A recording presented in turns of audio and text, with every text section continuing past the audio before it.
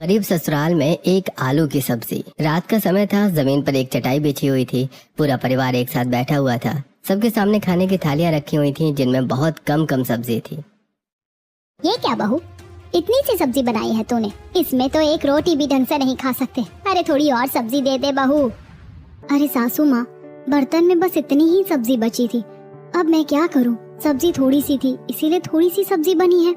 मैंने टोकरी में एक बड़ा आलू देखा था, उसे भी काट कर डाल देती तो कम से कम सबकी थाली में अच्छे से सब्जी तो आ जाती। मम्मी जी, एक आलू से 10 लोगों की सब्जी थोड़ी बनती है।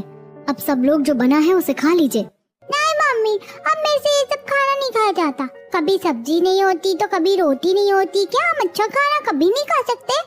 बेटा हम क्या करें, हमारी मजबूरी है, लेकिन एक ना एक दिन हम जरूर अच्छा खाना खाएंगे। अभी जो है वो खा लो।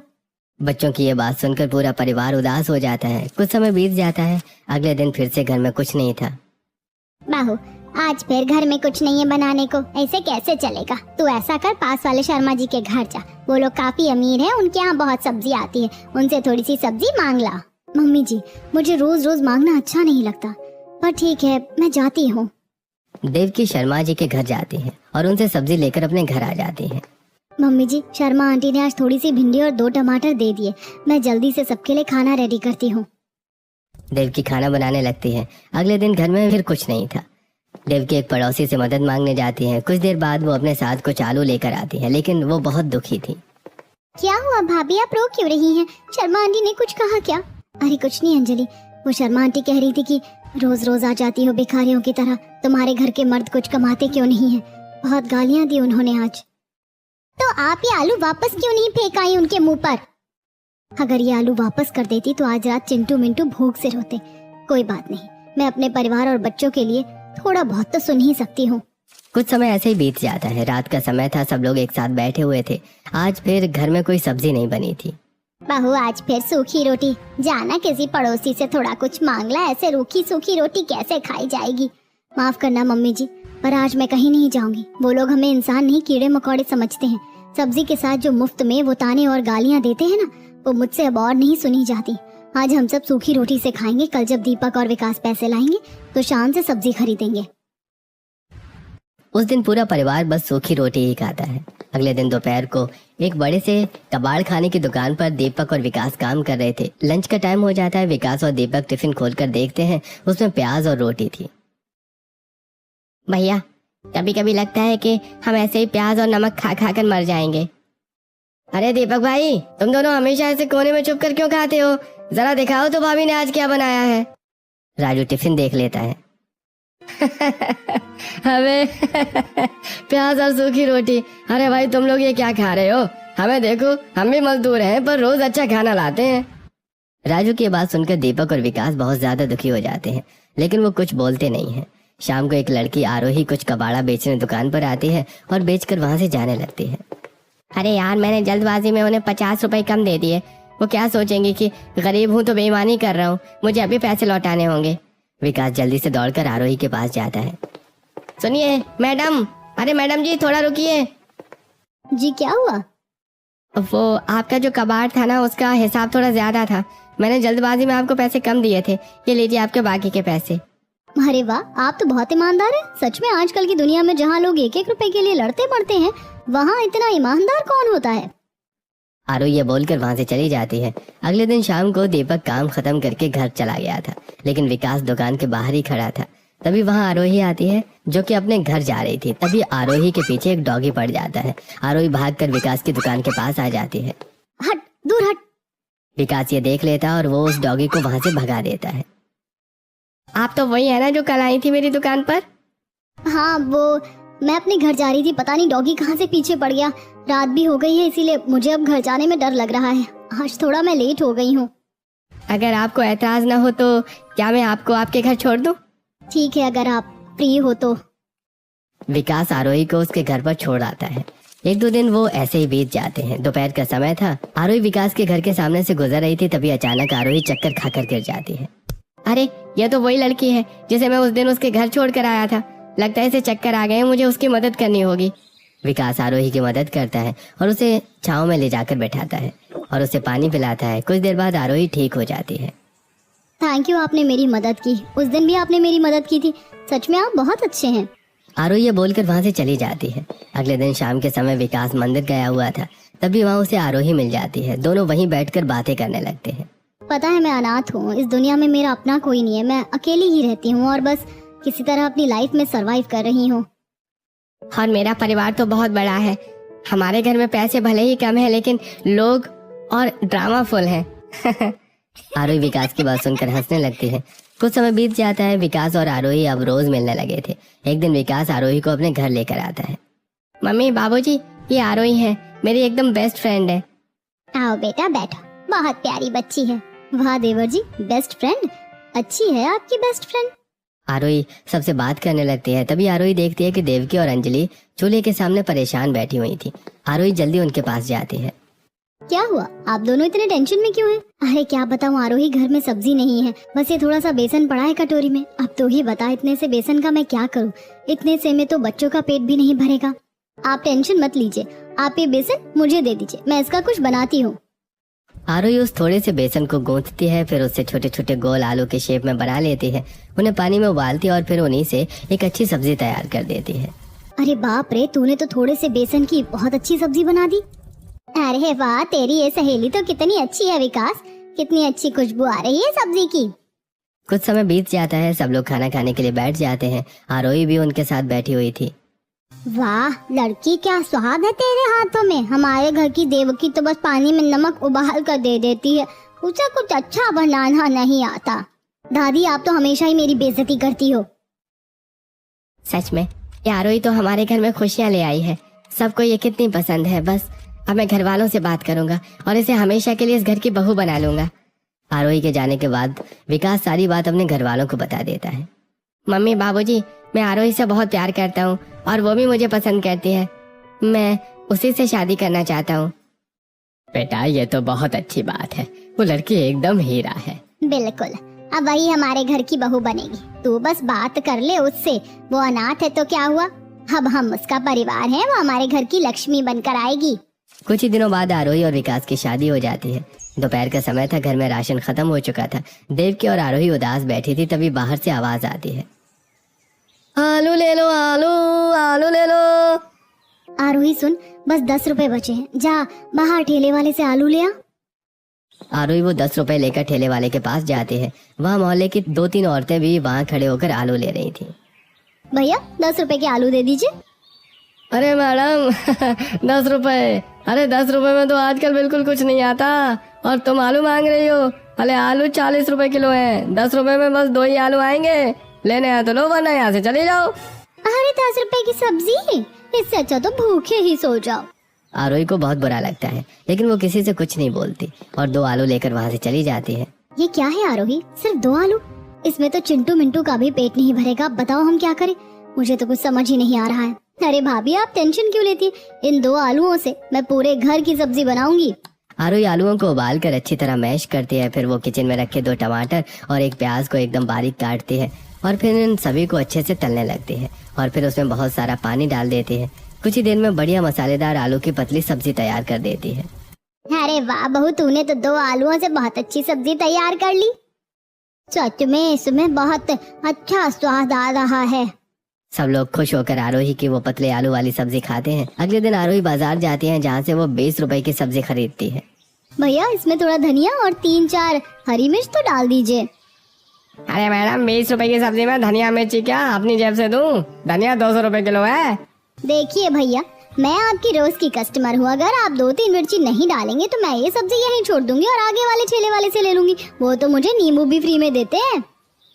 ठेले वाला ये सुनकर चुपचाप थोड़ा सा धनिया और कुछ मिर्ची आरोही को दे देता है। हाँ, आ गया ना लाइन पर। ये सब्जी वाले हमें लूटते हैं तो हम भी अपना हक छोड़ेंगे थोड़ी। अगर किसी दिन सब्जी नहीं हुई तो इसी मुफ्त के धनिया मिर्च की चटनी बनाकर खा लेंगे। रात का समय था। घर में सिर्फ थोड़ी सी दाल बची थी, जिसे देवकी ने बनाया था। पूरी फैमिली खाना खाने बैठी थी। देवकी, ये दाल है या गर्म पानी? अरे इतनी पतली दाल क्यों बनाई? दिन भर मेहनत करते हैं और रात में ऐसा खाना मिलता है। सच में अब तो खाना खाने का मन ही नहीं होता। बेटा राशन खत्म है, जो था बहू ने बना दिया। मुझसे भी नहीं खाया जाएगा ये खाना। इसमें तो ना कोई स्वाद है ना कुछ।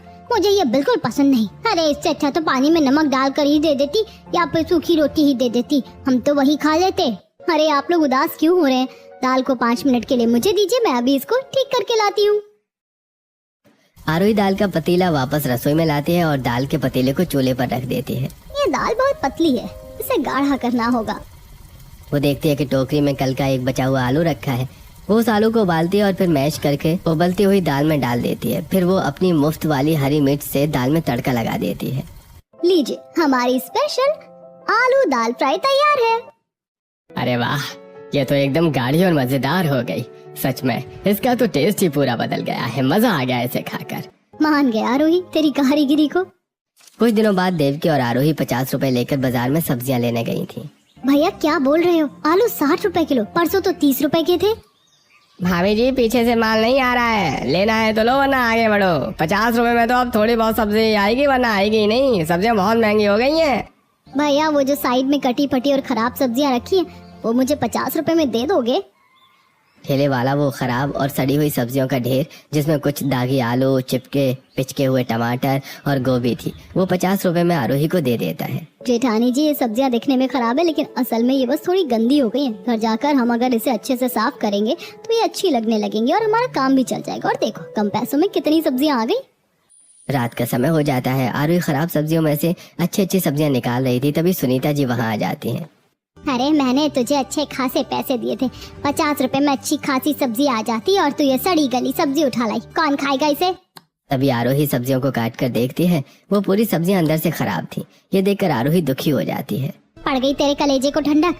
देख, पूरे पैसे बर्बाद हो गए तेरी वजह से। अब आज रात कोई सब्जी नहीं बनेगी, सब लोग आज फिर से वही नमक रोटी खाएंगे। माँ जी, मैंने तो सोचा था कि सब्जियां अंदर से ठीक होंगी, लेकिन मुझे नहीं पता था कि ये सब्जियां अंदर से भी खराब होंगी।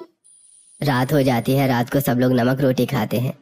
अरे आरोही, ये क्या है? कोई सब्जी क्यों नहीं बनाई? बेटा, बहू को मैंने 50 रुपए दिए थे और वो उन पैसों से खराब सब्जियां खरीद कर ले आई थी। उसने सोचा कि सब्जी अंदर से अच्छी होगी, लेकिन अंदर से भी खराब निकली। क्या करें, एक तो गरीबी, ऊपर से ये महंगाई। इसे ही कहते हैं गरीबी में आटा गीला।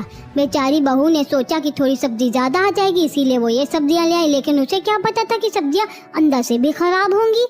अगली सुबह आरोही घर के बाहर बैठी हुई थी और वो बहुत उदास थी। आज घर में फिर से कुछ पकाने को नहीं है। अब मैं क्या करूं? पैसे भी नहीं है घर में। तभी एक पड़ोसन अपने घर के बाहर सब्जी का एक बर्तन लेकर आती है और उसे डस्टबिन में फेंकने लगती है। अरे ये कल रात की सब्जी है, बासी हो गई, इसे फेंक देती हूँ, आज फ्रेश सब्जी बनाऊंगी। आरोही ये सब देखकर बहुत हैरान रह जाती है। दुनिया भी कितनी अजीब है ना। एक तरफ लोग इतनी सारी अच्छी सब्जी डस्टबिन में फेंक रहे हैं क्योंकि उनके पास बहुत है, और दूसरी तरफ हम लोग हैं जो सब्जी खाने के लिए तरस रहे हैं। काश ये सब्जी उन्होंने हमें दे दी होती तो आज हम लोग सब्जी से रोटी खा लेते। इन लोगों को खाने की बिल्कुल कद्र नहीं है। रात हो जाती है। घर में कोई सब्जी नहीं बनी थी। देवकी सबको रोटी और प्याज नमक दे देती है। लो सब लोग खा लो, आज बस यही है, सूखी रोटी, कच्चा प्याज और नमक। सभी हैरान होकर खाने को देख रहे थे। आरोही देखती है कि बच्चे भी खाना नहीं खा रहे हैं।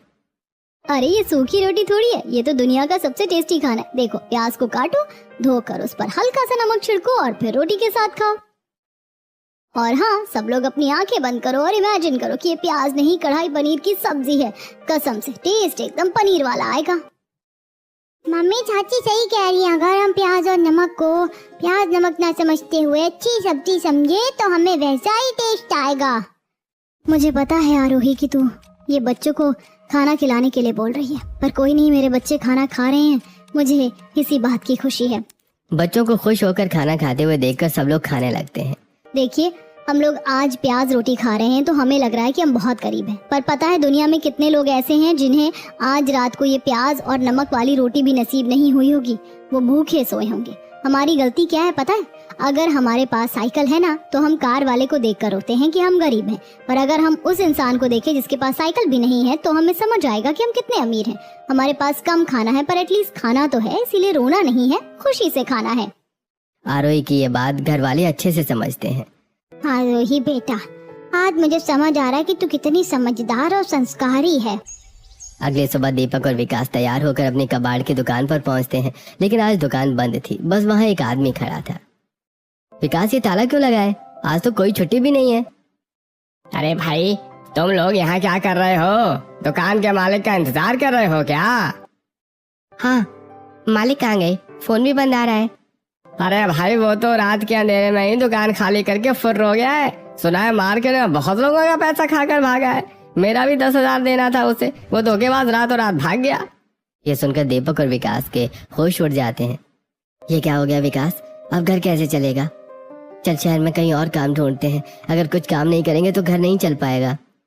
दोपहर से शाम हो जाती है। दीपक और विकास चिलचिलाती धूप में पूरे शहर में काम ढूंढते हैं, लेकिन उन्हें कोई काम नहीं मिलता। दोनों दुखी होकर वापस घर लौट आते हैं। अरे क्या हुआ बच्चों, इतनी जल्दी कैसे आ गई, और तुम दोनों इतने दुखी क्यों हो? बाबूजी, वो मालिक रात में दुकान खाली करके भाग गया। हमारा पैसा भी नहीं दिया था। 2 महीने के पैसे फंसे हैं उस पर, और हमने शहर जाकर काम भी ढूंढा लेकिन कोई काम नहीं मिला। अरे भगवान, अब क्या होगा? अब तो हमारे पास काम भी नहीं बचा, अब हम क्या करेंगे? ये भगवान, कैसा इम्तिहान ले रहे हो आप? कैसे जिएंगे हम इस गरीबी में? भाभी पता नहीं है आगे क्या होगा। रात का समय हो जाता है। घर में कुछ नहीं था। आरोही बस जो टमाटर लाई थी वही पड़े थे। आरोही उन टमाटरों को पीसकर चटनी तैयार करती है। रोटियां कम है, मैं अपने हिस्से की रोटी भी विकास जी को दे देती हूँ। बस भूखे नहीं रहना चाहिए। मैं तो पानी पीकर भी सो जाऊंगी। बस मेरा पूरा परिवार भूखा नहीं सोना चाहिए। आरोही सभी को खाना सर्व करती है। वो अपने हिस्से की रोटी विकास को दे देती है। आरोही, तुम्हारी रोटी कहाँ है? तुम क्या खाओगी? अरे, मैंने किचन में ही खा ली थी। मुझे आज वैसे भी भूख नहीं थी, आप खा लीजिए। वाह आरोही, तूने तो 10 रुपए के टमाटरों से भी बहुत अच्छी चटनी तैयार कर ली। सच में बहुत अच्छा टेस्ट आ रहा है इसका। पूरा परिवार खाना खाकर सो जाता है। आरोही किचन में जाकर पानी पीती है और सो जाती है। चाहे कुछ भी हो जाए, लेकिन मैं अपने परिवार को कभी भूखा नहीं सोने दूंगी। अगर मुझे भूखा सोना पड़े तो ठीक है, लेकिन मेरा परिवार कभी भूखा नहीं सोना चाहिए। अगले दिन विकास और दीपक काम ढूंढने चले गए थे। घर में रोटियां तो बनी थी पर सब्जी बिल्कुल नहीं थी। अरे देवकी, रोटियां तो बन गई हैं, पर रूखी रोटी कैसे गले से नीचे उतरेगी? ऐसा कर, पास वाले घर में जा और पड़ोसन से थोड़ी सब्जी मांग ला। सासू माँ, मैं उन पड़ोसियों के ताने और गालियाँ सुनने बिल्कुल नहीं जाऊंगी। पिछली बार बहुत बेइज्जती हुई थी। रूखी रोटी खा लेंगे पर मैं वहाँ नहीं जाऊंगी। तो क्या आप बिना सब्जी के रोटी खाएंगे? देख, हम तो खा लेंगे, पर ये बच्चे कैसे खाएंगे? अरे हमारे लिए नहीं, बस अपने बच्चों के लिए ही थोड़ी सी सब्जी ले आ। देवकी नहीं जाती है। आरोही जल्दी से एक पड़ोसन के पास पहुंचती है। आंटी जी, घर में सब्जी नहीं है। अगर आपके पास 1-2 आलू पड़े हो तो दे दीजिए, हम उसी से कुछ बना लेंगे। लो जी, आ गई महारानी भीख मांगने। तुम लोगों ने तो मोहल्ले को धर्मशाला समझ रखा है। ये लो 2 आलू, और अब इस दरवाजे पर दोबारा मत आना। सीमा आलू देकर दरवाजा बंद कर देती है। आरोही घर आती है। जब वो आलू काटती है तो देखती है कि आलू अंदर से खराब है। अरे सत्यानाश, ये आलू तो पूरे सड़े हुए हैं। कोई बात नहीं भाभी, जो हिस्सा थोड़ा सा भी सही है मैं उसे छांट कर निकाल लेती हूँ। इतने से ही गुजारा हो जाएगा। आरोही किसी तरह उन सड़े आलूओं का सही हिस्सा निकाल कर थोड़ी सी सब्जी बनाती है और पूरी फैमिली को खिलाती है। अगले दिन घर में कुछ नहीं था, न आटा न सब्जी। आरोही फिर से एक पड़ोसन से मदद मांगने जाती है। आंटी, घर में बच्चे भूखे हैं, थोड़ा सा आटा दे दीजिए और थोड़ी सी सब्जी भी दे दीजिए। शर्म नहीं आती तुम लोगों को, जो रोज रोज भीख मांगने आ जाते हो? नहीं हमारे पास कुछ, जाओ यहाँ से। आंटी, मेरे पति काम ही ढूंढ रहे हैं पर कहीं काम मिल नहीं रहा है। अगर आपके पास कोई काम हो तो बता दीजिए, मेरे पति वो काम कर लेंगे। और आंटी प्लीज, बस आज के लिए मदद कर दीजिए। मेरे यहाँ कोई लंगर नहीं चल रहा, चलो भागो यहाँ से। आरोही दुखी होकर घर वापस लौट आती है। माँ जी, आज किसी भी पड़ोसी ने हमारी मदद नहीं की। अब आप ही बताइए मैं क्या करूँ? पहले तो पड़ोसी भी हमारी मदद कर देते थे, लेकिन अब तो वो भी हमारी मदद नहीं कर रहे। अब क्या होगा? सुनीता जी बहुत दुखी हो जाती हैं। तभी उन्हें कुछ याद आता है। अरे याद आया, यहीं पास में मेरी एक रिश्तेदार रहती है। थोड़ी घमंडी है, लेकिन शायद वो मेरी मदद कर सकती है। सुनीता जी अपने रिश्तेदार के यहाँ जाती हैं। अरे सुनीता, क्या हालत बना ली है अपनी? देखो खुद को कैसे भिखारी की तरह घूम रही हो। सुमन, बस थोड़ी सी मदद कर दे, मेरा परिवार बहुत भूखा है। अगर तुम मदद कर दोगी तो मैं तेरा एहसान कभी नहीं भूलूंगी। मदद तो मैं भिखारियों की भी करती हूँ। ये ले, सब्जियाँ फेंकने ही वाली थी, अब तू ले जा। सुमन सुनीता को कुछ सब्जियां देती है। सुनीता जी वो सब्जियां लेकर अपने घर आ जाती हैं। मम्मी जी, ये रिश्तेदार ने सब्जी दी है, ये कचरा। इन सब्जियों में से बहुत बेकार बदबू आ रही है। सभी सब्जियां सड़ी हुई हैं। ए भगवान, अब क्या मेरे बच्चों